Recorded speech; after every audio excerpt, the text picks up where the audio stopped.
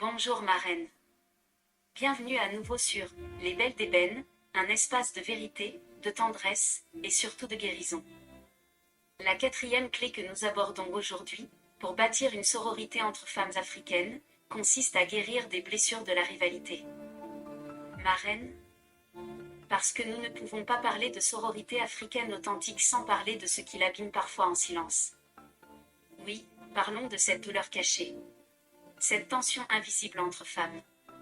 Cette comparaison. Cette jalousie que l'on n'ose pas nommer.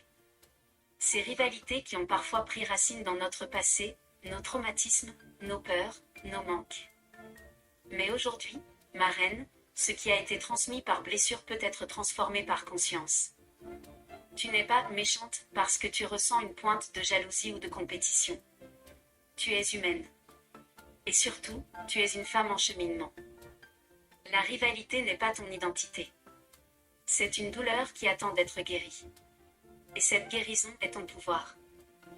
Voici 5 exemples pratiques et profonds pour entamer ta guérison des blessures de la rivalité. La première clé consiste à prendre un moment seul avec toi pour écrire, sans filtre, toutes les fois où tu t'es senti en rivalité avec une autre femme. Pose-toi. Respire. Et ose regarder ces émotions en face. Tu peux écrire par exemple. J'ai ressenti de la jalousie quand elle a eu cette promotion.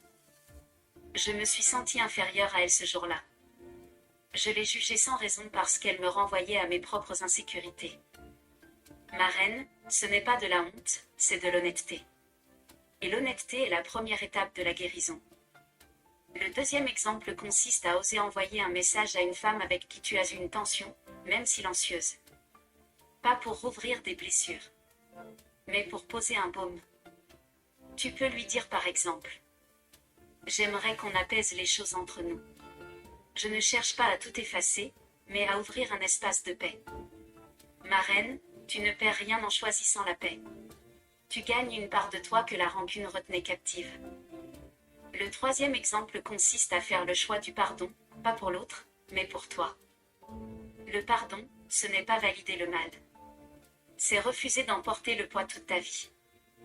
Tu n'as pas besoin d'un face-à-face. Tu peux par exemple écrire une lettre que tu ne remettras jamais. Ou juste dire à haute voix: je libère cette douleur. Je me libère.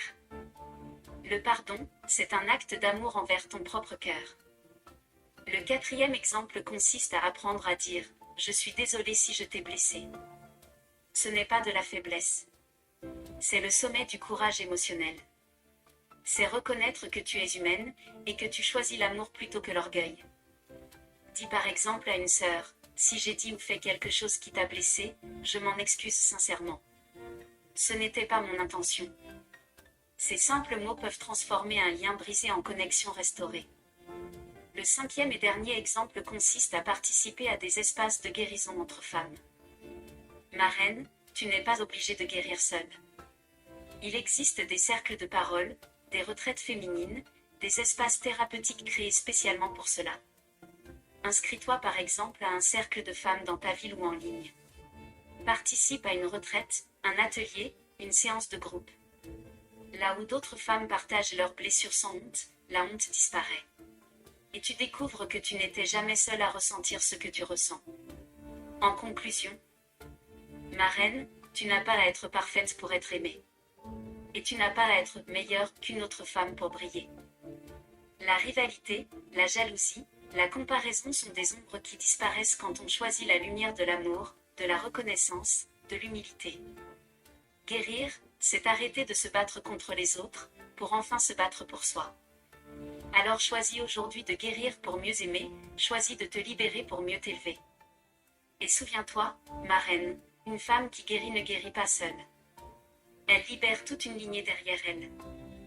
Mets ta main sur ton cœur, respire, ferme les yeux. Et répète avec moi cette déclaration de foi. Je suis une femme africaine qui guérit, qui choisit la paix, qui libère la rivalité et s'élève dans l'amour et la vérité. Dis-le 7 fois de suite, chaque matin si tu veux, pour ancrer en toi cette transformation profonde. Et toi, ma reine? Dis-moi en commentaire, y a-t-il une femme avec qui tu sens qu'un apaisement est possible?